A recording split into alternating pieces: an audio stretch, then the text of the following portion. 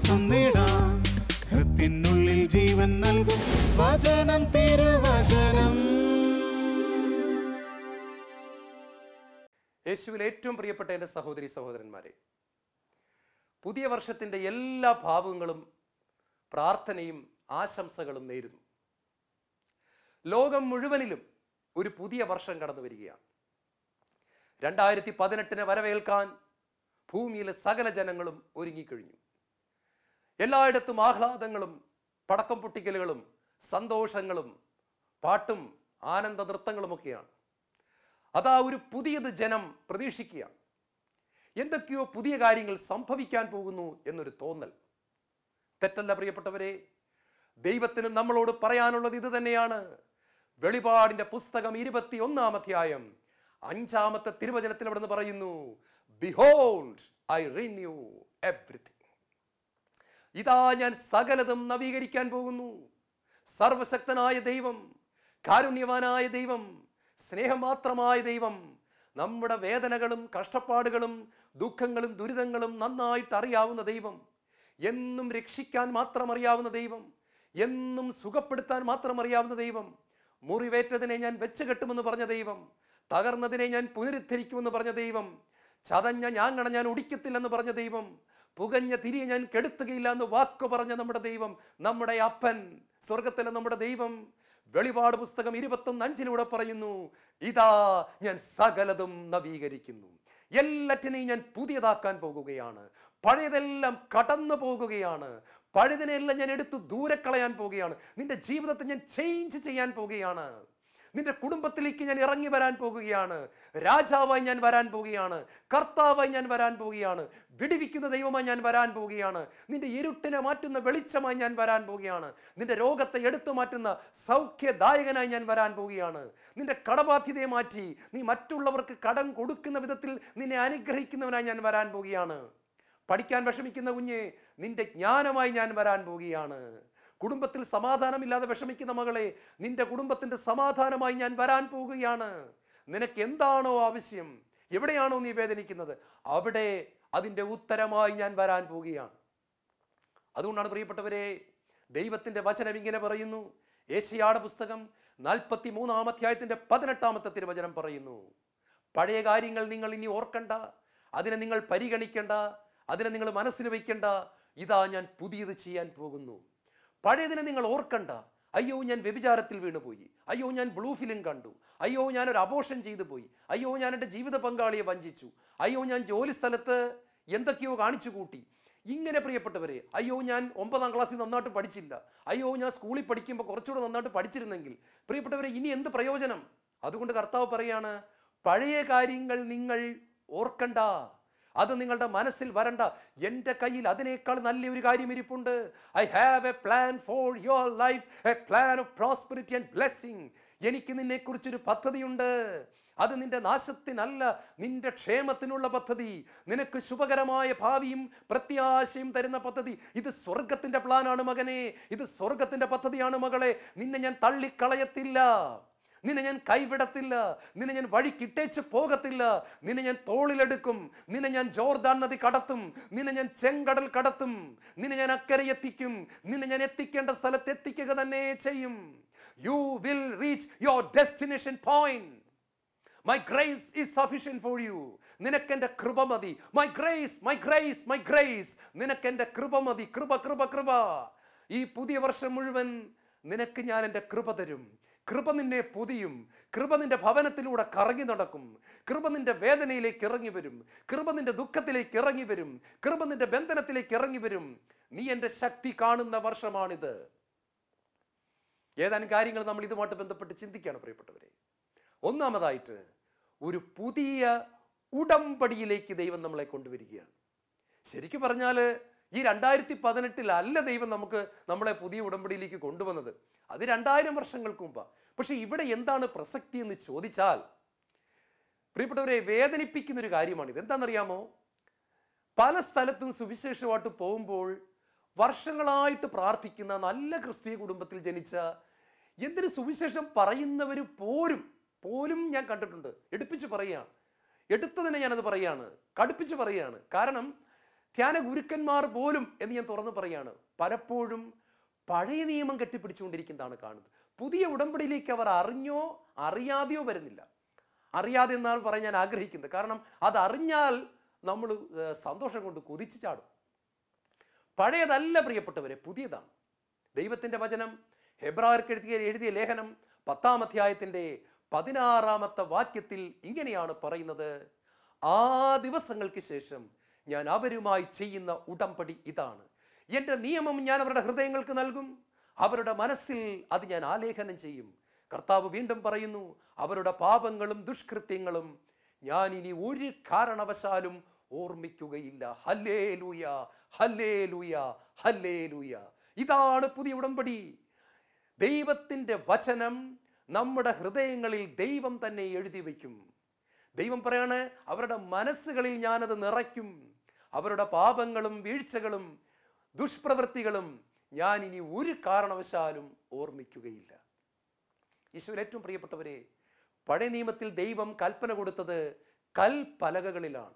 മോശയുടെ കരങ്ങളിൽ 2 കൽപ്പലകകളിലാണ് ദൈവം 10 കൽപ്പനകളെ എഴുതി കൊടുക്കുന്നത്. എന്നാൽ ആ 10 കൽപ്പന വായിച്ചു തീരുന്നതിന് മുൻപ് തന്നെ ദൈവം എഴുതി കൊടുത്ത 1-ാമത്തെ പ്രമാണത്തെ മനുഷ്യർ ലംഘിക്കുന്നതാണ് നമ്മൾ കാണുന്നത്. മനുഷ്യന്റെ അവസ്ഥ ഇതാണ്. ഒരു കൽപ്പന കൊടുത്താലും രക്ഷയില്ല, 10 ദൈവം എഴുതി കൊടുത്താലും രക്ഷയില്ല.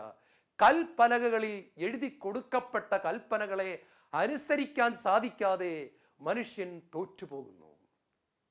മനുഷ്യൻ ദയനീയമായിട്ട് പരാജയപ്പെടുന്നു. ദാവീദിനെ നോക്കുക, ദാവീദ് തോറ്റുപോയി. സാംസനെ നോക്കുക, സാംസന് 10 കൽപ്പനയുണ്ട്, പറഞ്ഞിട്ട് എന്ത് കാര്യം? സാംസനും തോറ്റുപോകുന്നു. എല്ലാവരും തോക്കുകയാണ്, രക്ഷയില്ല, തോക്കാതെ രക്ഷയില്ല. ഈ സമയത്ത് ദൈവം ചെയ്യുന്നൊരു കാര്യമുണ്ട്. ദൈവത്തിന് അന്ന് ഒരു പ്രശ്നമുണ്ടായിരുന്നു. ആ പ്രശ്നം വേറൊന്നുമല്ല, മനുഷ്യന്റെ പാപമായിരുന്നു അവൻ്റെ ഉള്ളിൽ നിറഞ്ഞു നിന്ന് കൽപ്പന എഴുതി കൊടുക്കാൻ ദൈവത്തിൻ്റെ മുമ്പിലുണ്ടായിരുന്ന തടസ്സം. ആ തടസ്സത്തെ ദൈവം കൈകാര്യം ചെയ്യുന്നത് കാൽവരി കുരിശിലെ യേശുക്രിസ്തുവിൻ്റെ ബലിയിലൂടെയാണ്. പാപമറിയാത്തവൻ്റെ പുറത്ത് നമ്മുടെ മുഴുവൻ പാപവും വച്ചു കൊടുക്കപ്പെട്ട് ഒരു കുഞ്ഞാടായി മാറി അവൻ കുരിശിലേറുമ്പോൾ നമ്മുടെ പാപങ്ങൾക്ക് നമുക്ക് കിട്ടേണ്ട ശിക്ഷ യേശുക്രിസ്തു സന്തോഷത്തോടെ ഏറ്റെടുക്കുമ്പോൾ നമ്മുടെ പാപമെന്ന് പറയുന്ന പ്രശ്നം അവിടെ കൈകാര്യം ചെയ്യപ്പെട്ടു. യേശുവേ എന്ന് വിളിച്ച് പാപമോചനത്തിനായി നിലവിളിക്കുന്ന ഒരു മകനെ, മകളെ ദൈവം യേശുക്രിസ്തുവിൻ്റെ രക്തം കൊണ്ട് കഴുകുന്നു. യേശുവിൻ്റെ രക്തത്താൽ കഴുകപ്പെട്ട വ്യക്തിയുടെ ഉള്ളിലേക്ക് ദൈവം ഇറങ്ങി വരുന്നു. കാരണം അവിടെ പാപമില്ല, കഴുകപ്പെട്ടു.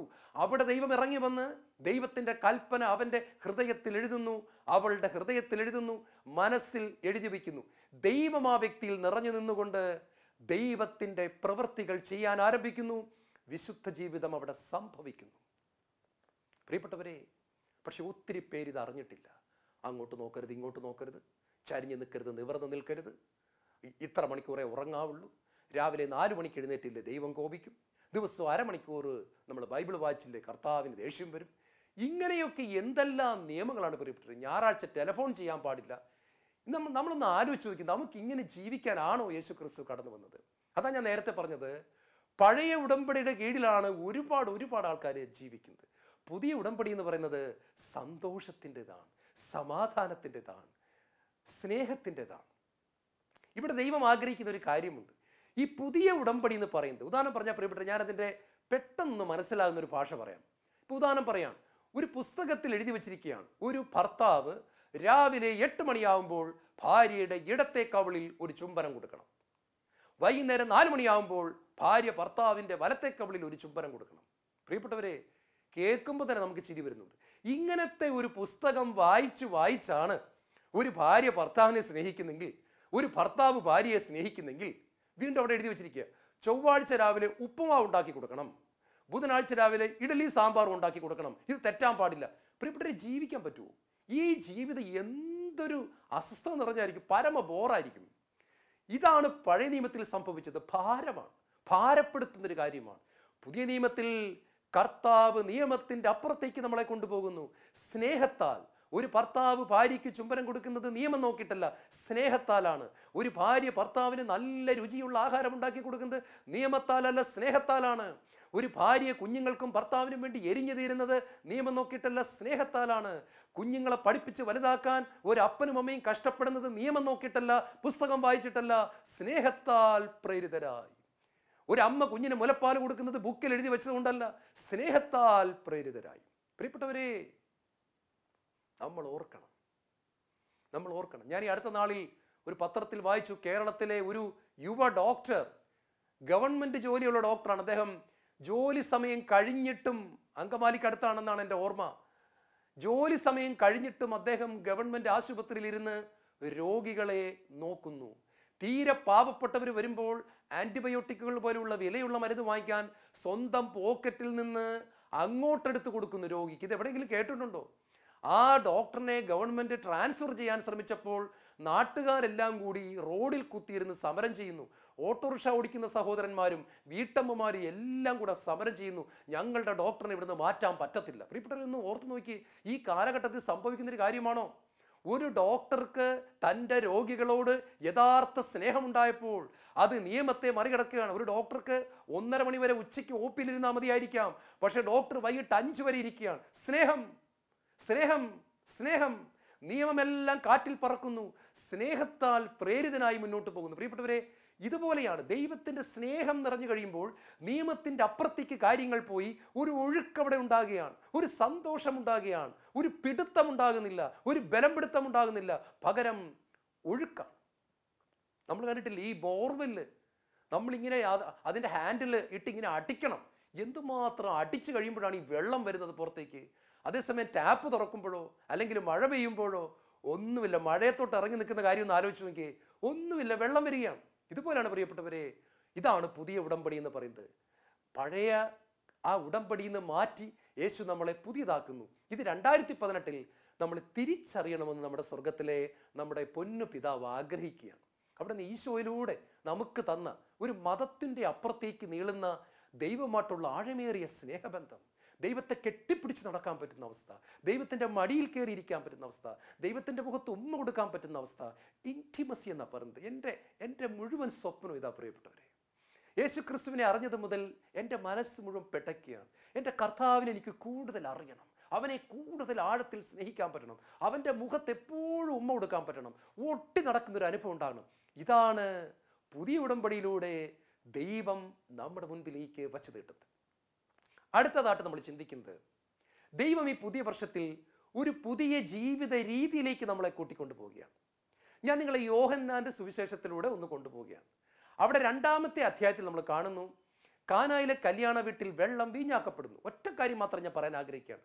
പുറത്ത് ഒഴിച്ചു കളയാൻ വച്ചിരുന്ന വെള്ളം, കാല് കഴുകിയിട്ട് ഒഴിച്ചു കളയാൻ വച്ചിരുന്ന വെള്ളം, വീട്ടിൽ കയറ്റാൻ ആരും തയ്യാറാകാതിരുന്ന വെള്ളം, വീടിൻ്റെ പുറത്തായിരുന്ന വെള്ളത്തെ കർത്താവ് വീഞ്ഞാക്കി മാറ്റുമ്പോൾ നിറമില്ലാത്ത വെള്ളം, രുചിയില്ലാത്ത വെള്ളം, മണമില്ലാത്ത വെള്ളം, രുചിയുള്ള നിറമുള്ള മണമുള്ള വീഞ്ഞായി മാറി കുപ്പികളിൽ ഭവനത്തിൻ്റെ അകത്ത് അലമാരിയുടെ അകത്ത് സൂക്ഷിക്കപ്പെടുകയാണ്. ഔഷധ ഗുണമുള്ള വീഞ്ഞായി മാറുക. പ്രിയപ്പെട്ടവരെ, ഒന്നിനും കൊള്ളാത്തൊരു മനുഷ്യനെ യേശു തൊടുമ്പോൾ എല്ലാവർക്കും പ്രയോജനകരമായ, ദൈവമഹത്വം വെളിപ്പെടുത്തുന്ന, ദൈവരാജ്യത്തിൻ്റെ അകത്തെ ഒരു തൂണായി മാറുന്ന, ദൈവത്തിൻ്റെ സ്നേഹവും കരുതലും വെളിപ്പെടുത്താൻ പറ്റുന്ന ഒരു ദൈവ പൈതലാക്കി മാറ്റുന്ന ഒരു ജീവിത രീതിയെ യേശു കാണിച്ചു തരികയാണ്. യോഹന്നാന്റെ സുവിശേഷം 3-ാമത്തെ അധ്യായത്തിൽ നിക്കോദേമൂസിനോട് കർത്താവ് പറഞ്ഞൊരു കാര്യമുണ്ട്.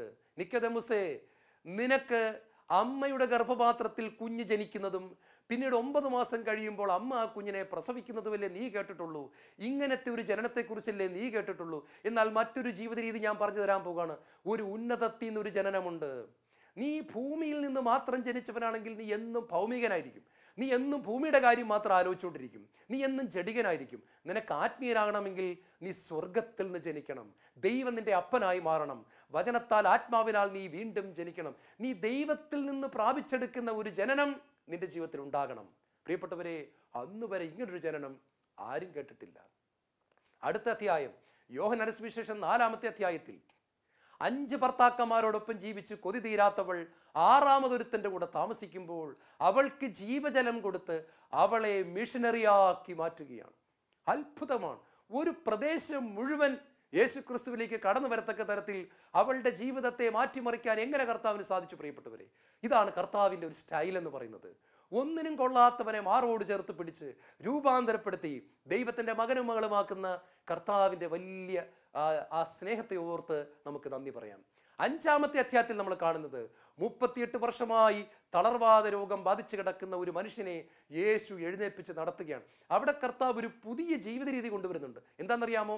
വർഷത്തിൽ ഒരിക്കൽ മാത്രം മാലാഖ വന്ന് കുളമിളക്കുമ്പോൾ, ബെത്സയിദ കുളത്തിലെ വെള്ളമിളക്കുമ്പോൾ ആദ്യം ഇറങ്ങുന്ന ഒരു വ്യക്തിക്ക് മാത്രം സൗഖ്യം കിട്ടും. ഇങ്ങനത്തെ ഒരു ആചാരത്തിന്റെ നൂലാമാലയെ കെട്ടിച്ച് പൊട്ടിച്ച് എല്ലാം തൂത്തെറിഞ്ഞുകൊണ്ട് കർത്താവ് കടന്നു വന്നിട്ട് പറയാണ്, മാലാഖയും വേണ്ട, വെള്ളവും വേണ്ട, കുളത്തിലാരും വെള്ളം ഇറക്കണ്ട, നീ 1 വർഷം കാത്തിരിക്കുകയും വേണ്ട, എഴുന്നേറ്റ് നടക്കുക. പ്രിയപ്പെട്ടവരെ, ഓർക്കുക, അവന്റെ ജീവിതം പാടെ മാറിമറിയുകയാണ്. നമ്മളിതുപോലെ എന്തിനെങ്കിലുമൊക്കെ ഇപ്പോഴും മുറുകെ പിടിച്ചുകൊണ്ടിരിക്കുകയാണോ? അതൊക്കെ അങ്ങോട്ട് പൊട്ടിച്ചെറിയുക, യേശുവിലേക്ക് കടന്നു വരിക. 6-ാമത്തെ അധ്യായത്തിൽ അന്ന് വരെ കേൾക്കാത്തൊരു കാര്യം സംഭവിക്കുന്നു. ദൈവത്തെ തിന്നാൻ പറ്റുമോ? ദൈവത്തെ കുടിക്കാൻ പറ്റുമോ? ദൈവത്തെ പാനം ചെയ്യാൻ പറ്റുമോ? മനുഷ്യൻ അത്ഭുതപ്പെട്ടു പോവുകയാണ്. ദൈവം എന്ന് പറയുന്നത് ആരാണ്? അങ്ങ് ദൂരെ ഇരിക്കുന്ന ഒരു ദൈവത്തെ സാഷ്ടാംഗം വീണ് ആരാധിക്കണം, തമ്പുരാനെ എന്ന് വിളിച്ച് മാത്രമേ പരിചയമുള്ളൂ. അങ്ങനത്തെ ഒരു സൊസൈറ്റിയിൽ യേശു വിളിച്ചു പറയാണ്, നിങ്ങൾക്ക് ദൈവത്തെ തിന്നാൻ പറ്റും, നിങ്ങൾക്ക് ദൈവത്തെ കുടിക്കാൻ പറ്റും. സ്വർഗത്തിൽ നിന്ന് ഇറങ്ങി വന്ന ജീവനുള്ള അപ്പം ഞാനാണ്. എന്നെ ഭക്ഷിക്കുന്നവൻ മരിച്ചാലും ജീവിക്കും. എൻ്റെ ശരീരം യഥാർത്ഥ ഭക്ഷണമാണ്, എൻ്റെ രക്തം യഥാർത്ഥ പാനീയമാണ്.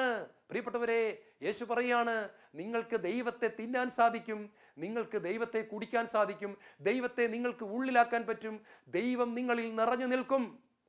മനുഷ്യൻ അത്ഭുതപ്പെട്ടു പോവുകയാണ്. കാരണം ഇത് എന്താണ് ഈ കേൾക്കുന്നത്? അവർക്കത് ഉൾക്കൊള്ളാനായിട്ട് പറ്റിയില്ല. അടുത്ത അധ്യായം 7-ാമത്തെ അധ്യായത്തിൽ നമ്മൾ കാണുന്നത് ജീവജലത്തിന്റെ നദികൾ ഒഴുകും. യോഹന്നാൻ 7:38 പറഞ്ഞു, എന്നിൽ വിശ്വസിക്കുന്നവരുടെ ഹൃദയത്തിൽ നിന്ന് ജീവജലത്തിന്റെ നദികൾ ഒഴുകും. 6-ാമത്തെ അധ്യായത്തിൽ ദൈവത്തെ ഉള്ളിലാക്കിയ മനുഷ്യൻ 7-ാമത്തെ അധ്യായത്തിൽ ദൈവത്തെ പുറത്തേക്ക് ഒഴുക്കുന്നവനായി മാറുന്നു. പ്രിയപ്പെട്ടവർ, എന്തൊരു അത്ഭുതമാണിത്! ദൈവത്തെ ഉള്ളിലാക്കുക, ദൈവത്തെ തിന്നുക, ദൈവത്തെ കുടിക്കുക, എന്നിട്ട് ആ ദൈവത്തെ പുറത്തേക്ക് ഒഴുക്കുക. എന്തിനു വേണ്ടി? നമ്മുടെ ഭവനത്തിൽ വേദനിക്കുന്നവരിലേക്ക്, നമ്മുടെ സമൂഹത്തിൽ കെട്ടപ്പെട്ട് കിടക്കുന്നവരിലേക്ക്, ജോലി സ്ഥലത്ത് മുറിവേറ്റ് കിടക്കുന്നവരിലേക്ക് മുഴുവനും ഒരു ആശ്വാസത്തിന്റെ അഭിഷേകം ഒഴുക്കുവാൻ, ഒരു വിടുതലിന്റെ അഭിഷേകം ഒഴുക്കുവാൻ, ഒരു സ്നേഹത്തിന്റെ അഭിഷേകം ഒഴുക്കുവാൻ, ഒരു കരുണയുടെ അഭിഷേകം ഒഴുക്കുവാൻ, ഇതാ നമ്മുടെ ഉള്ളിൽ നിറഞ്ഞു നിൽക്കുന്ന ദൈവം പുറത്തേക്ക് ഒഴുകി വരുമെന്നുള്ള ഒരു പുതിയ ജീവിത രീതിയെ യേശു കാണിച്ചു തരികയാണ്. 8-ാമത്തെ അധ്യായത്തിൽ വ്യഭിചാരത്തിൽ പിടിക്കപ്പെട്ടവളെ വെറുതെ വിട്ടുകൊണ്ട് വേറൊരു സ്റ്റൈല് കർത്താവ് വീണ്ടും കാണിക്കുകയാണ്. അന്ന് വരെ കേട്ടിരിക്കുന്ന ഇതാണ്, വ്യഭിചാരത്തിൽ പിടിക്കപ്പെട്ടാൽ കല്ലെറിഞ്ഞ് കൊല്ലപ്പെടണം. പ്രിയപ്പെട്ടവരെ, അതിന് പകരം മകളെ സമാധാനത്തോടെ പോവുക, നിനക്ക് ഞാൻ പാപമോചനം തന്നിരിക്കുന്നു, വിധിക്കുന്നില്ല എന്ന് പറഞ്ഞുകൊണ്ട് അവൾക്കൊരു പുതിയ ജീവിത രീതിയെ കർത്താവ് കാണിച്ചു കൊടുക്കുകയാണ്. 9-ാമത്തെ അധ്യായത്തിൽ അന്ധന് കാഴ്ച കൊടുക്കുകയാണ്. പ്രിയപ്പെട്ടവരെ, സീലോഹ കുളത്തിൽ പോയി കഴുകുക. സീലോഹ എന്ന വാക്കിൻ്റെ അർത്ഥം അയക്കപ്പെട്ടവനെന്ന. യേശു പറഞ്ഞത് ഇതാണ്, നിങ്ങളുടെ ആത്മീയ അന്ധത മാറണമെങ്കിൽ അയക്കപ്പെട്ടവനാകുന്ന എൻ്റെ അടുക്കലേക്ക് നിങ്ങൾ വരണം. പിതാവായ ദൈവത്താൽ അയക്കപ്പെട്ട എൻ്റെ അടുത്തേക്ക് വരുന്ന നിങ്ങളുടെ അന്ധത മാറിക്കിട്ടും, ഇരുട്ട് മാറിക്കിട്ടും. പ്രിയപ്പെട്ടവരെ, അവൻ അത്ഭുതപ്പെടുകയാണ്, അവന് കാഴ്ച കിട്ടുകയാണ്. സമയത്തിൻ്റെ പരിമിതി മൂലം ഞാൻ അവസാനത്തെ അധ്യായം വരെ പോകുന്നില്ല, പക്ഷേ മുഴുവൻ ഭാഗങ്ങളിൽ നമുക്ക് കാണാൻ പറ്റുന്നു യേശു ഒരു പുതിയ ജീവിത രീതി കൊണ്ടുവരികയാണ്. 3-ാമതായിട്ട് ഈ പുതിയ വർഷത്തിൽ കർത്താവ് തരുന്നത് ഒരു പുതിയ ബന്ധമാണ്. അത് അത്ഭുതകരമാണ്.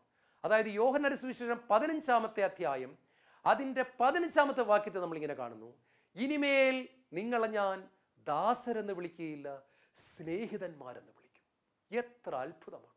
അന്ന് രാത്രി പത്രോസ് വീട്ടിൽ ചെന്നിട്ട് പത്രോസിന്റെ ഭാര്യയോട് പറഞ്ഞു കാണും, എടി നീ ഒരു കാര്യം പറഞ്ഞു, ദൈവം എന്നെ സ്നേഹിതനെന്ന് വിളിച്ചു.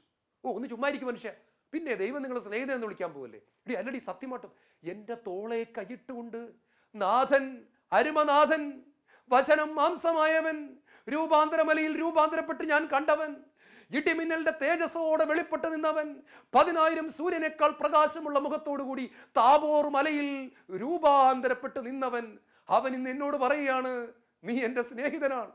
പത്രോസേ, നീ എൻ്റെ സ്നേഹിതനാണ്. എന്നിട്ട് യോഹന്നാന്റെ തോളിൽ കൈയിട്ടുകൊണ്ട് പറഞ്ഞു, നീ എൻ്റെ സ്നേഹിതനാണ്. ഇന്ന് നമ്മുടെ തോളിൽ കൈയിട്ടുകൊണ്ട് യേശു പറയുന്നു, നീ എൻ്റെ സ്നേഹിതനാണ്. ഒരു യജമാനൻ ദാസൻ ബന്ധമല്ല, അടിയാൻ കുടിയാൻ ബന്ധമല്ല, ഓഫീസർ സ്റ്റാഫ് ബന്ധമല്ല. പ്രിയപ്പെട്ടവരെ, സ്നേഹിതർ തുല്യതയിലേക്ക് ഉയർത്തി. അതുകൊണ്ട് ആ വചനം പറയുന്നത്, ദൈവത്തിന്റെ വചനം ആരുടെ അടുത്തേക്ക് വന്നോ അവരെ അവൻ ദൈവങ്ങൾ എന്ന് വിളിച്ചു. നമ്മളെ ദൈവത്തിൻ്റെ മക്കളാക്കി മാറ്റുന്ന ബന്ധം, സ്നേഹിതരാക്കി മാറ്റുന്ന ബന്ധം. 1 യോഹന്നാൻ 3-ാം തിരുവചനം പറയുന്നു, കണ്ടാലും എത്ര വലിയ സ്നേഹമാണ് പിതാവ് നമ്മോട് കാണിച്ചത്, നാം ദൈവമക്കളെന്ന് വിളിക്കപ്പെടുന്നു, നാം അങ്ങനെയാണ് താനും. അപ്പാ അപ്പാ, എൻ്റെ അപ്പാ, അപ്പാ എന്ന് വിളിക്കാനുള്ള ബന്ധം, അപ്പൻ്റെ മടിയിൽ കയറിയിരിക്കാനുള്ള ഒരു ബന്ധം, അപ്പൻ്റെ മുഖത്ത് ഉമ്മ കൊടുക്കാനുള്ള ഒരു ബന്ധം, അപ്പനെ കെട്ടിപ്പിടിക്കാനുള്ള ബന്ധം, അപ്പൻ്റെ കൈകോർത്ത് നടക്കാനുള്ള ഒരു ബന്ധം, വീണു പോകുമ്പോൾ അപ്പാ എന്ന് വിളിക്കുന്ന, ഓടി വന്ന് പൊക്കിയെടുത്ത് തോളിലെടുക്കുന്ന ഒരു ബന്ധം, ജീവിതത്തിൻ്റെ സമസ്ത മേഖലകളിലും ഇടപെടുന്ന ബന്ധം, നമ്മൾ പോലും അറിയാതെ നമുക്ക് വേണ്ടി പദ്ധതി ഒരുക്കുന്ന ബന്ധം, കാത്തിരിക്കുന്ന ബന്ധം, വ്യക്തികളെ അയച്ചു തരുന്ന ബന്ധം, ആളുകളെ കൂട്ടിമുട്ടിച്ചു തരുന്ന ബന്ധം, സഹായിക്കാൻ നമ്മൾ പോലും അറിയാതെ ആളുകളെ ഒരുക്കി നിർത്തുന്ന അപ്പൻ്റെ കരുതലിൻ്റെ ബന്ധം. പ്രിയപ്പെട്ടവരെ, ഇത് ദൂരെ മാറി നിന്ന് തമ്പുരാനെ എന്ന് വിളിച്ച് കമിഴ്ന്നടിച്ച് വീഴുന്ന പഴയ നിയമത്തിൻ്റെ ഒരു ബന്ധമല്ല, പകരം അപ്പാ എന്ന് വിളിക്കുന്ന പുത്രത്വത്തിൻ്റെ ആത്മാവിനെ നൽകുന്ന ബന്ധം. ബന്ധം മാറി മറിയുകയാണ്, എല്ലാം മാറ്റുകയാണ്, ഇൻറ്റിമസി വരികയാണ്, അടുപ്പം വരികയാണ്. നമുക്കാരോ ഉള്ളതുപോലൊരു തോന്നൽ, ആരോ അല്ല, ദൈവം എൻ്റെ പക്ഷത്തെങ്കിൽ ആരെനിക്കെതിരെ നിൽക്കും.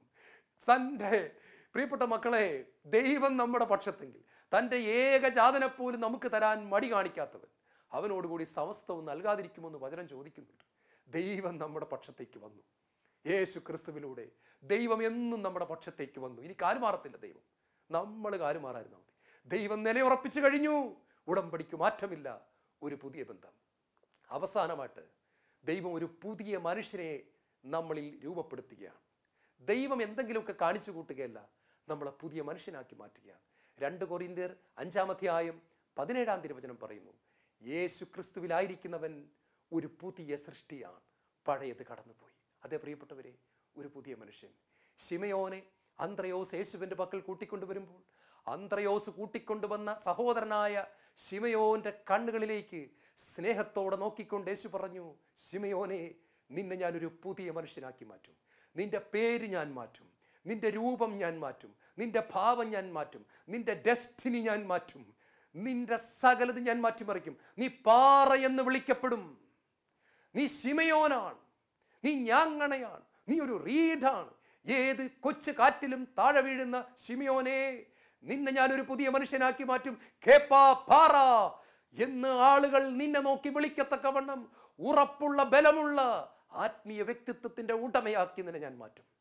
ക്രിസ്ത്യാനികളെ പീഡിപ്പിച്ചുകൊണ്ടിരുന്ന തീവ്രവാദിയായ സാവൂൾ എന്ന് പറയുന്ന യഹൂദ ടെററിസ്റ്റിനെ, തീവ്രവാദിയെ സ്വർഗത്തിന്റെ മിന്നലൊളി അടിച്ച് നിലംപതിപ്പിച്ചിട്ടിട്ട് അവനോട് ഒരു ചോദ്യം ചോദിക്കുന്നുണ്ട്, നീ എന്തുകൊണ്ട് എന്നെ പീഡിപ്പിക്കുന്നു?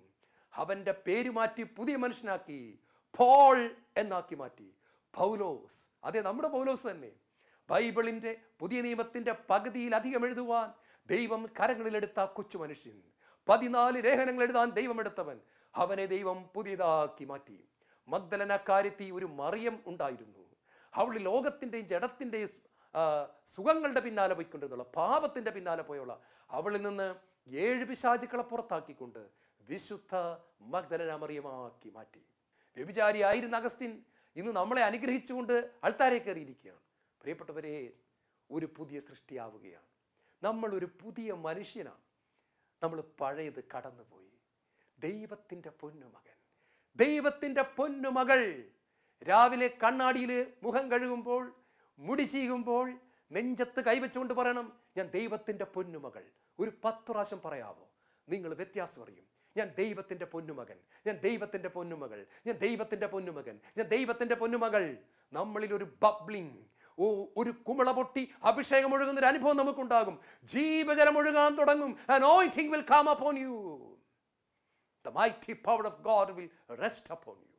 ദൈവത്തിൻ്റെ അപരിമേയമായ ശക്തിയും കൃപയും ഒഴുകി വരും. അതേ പ്രിയപ്പെട്ടവരെ, ദൈവത്തിൻ്റെ പൊന്നുമകനും പൊന്നുമകളുമാക്കി പുതിയ മനുഷ്യനാക്കി മാറ്റുന്നു. കണ്ണുകൾ അടയ്ക്കാം. പിതാവേ, 2018 ഞങ്ങൾക്കെല്ലാം പുതിയതാക്കുന്ന കൃപയ്ക്കായി നന്ദി പറയുന്നു. ഞങ്ങൾക്ക് ഒന്നും അറിഞ്ഞുകൂടായെങ്കിലും, സമർപ്പിക്കാൻ അറിയില്ലെങ്കിലും, പ്രാർത്ഥിക്കാൻ അറിയില്ലെങ്കിലും, ആ മടിയിൽ ഞങ്ങൾ ചാരുന്നു, ആ മാറിൽ ഞങ്ങൾ അഭയം കണ്ടെത്തുന്നു. എന്നും ഞങ്ങൾക്ക് അവിടുത്തെ കൃപ മതി. യേശുവേ സ്തോത്രം, യേശുവേ നന്ദി, യേശുവേ ആരാധന.